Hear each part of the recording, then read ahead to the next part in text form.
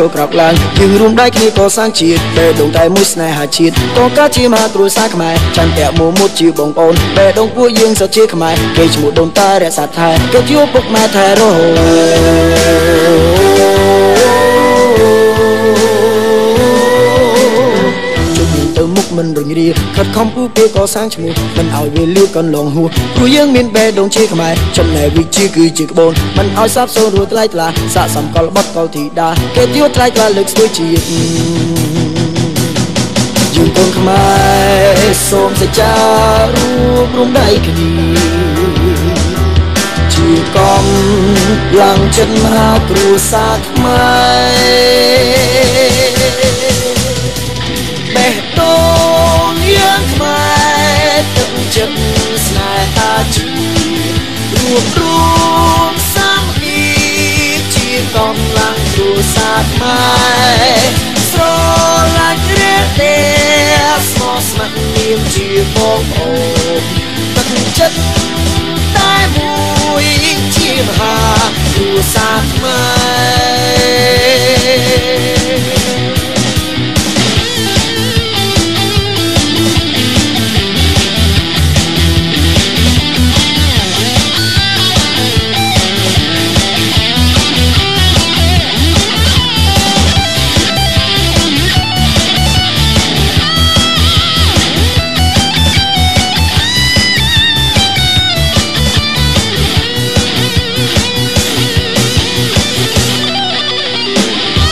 ទៅមុខមិនរញរាខិតខំពុះគេក៏សាងឈ្មោះមិនឲ្យវាលៀកកន្លងហួសព្រោះយើងមានបេះដូងជាខ្មែរចំណែកវិជាគឺជាក្បូនមិនឲ្យសាបសូន្យរួចថ្លៃថ្លាស័ក្តិសមកលបុត្រកលធីតាគេទាវថ្លៃថ្លាលើកស្ទួយជាតិយើងកូនខ្មែរសូមសច្ចារួបរំដៃគ្នាជាកំឡើងចិត្តមហាគ្រួសារខ្មែរបេះដូងយើងខ្មែរទឹកចិត្តស្នេហាជារួបរមសាមគ្គីជាកំឡើងគ្រួសារខ្មែ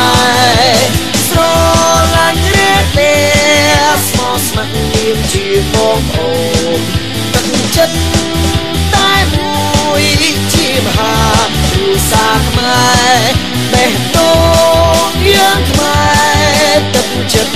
ស្នេហាជារួបរមសាមគ្គីជាកំឡើងគ្រួសារខ្មែរស្រឡាញ់រេទេស្មោះស្ម័គ្រនាមជាបងប្អូនទឹកចិត្ត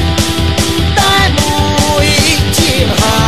គ្រួសារខ្មែរ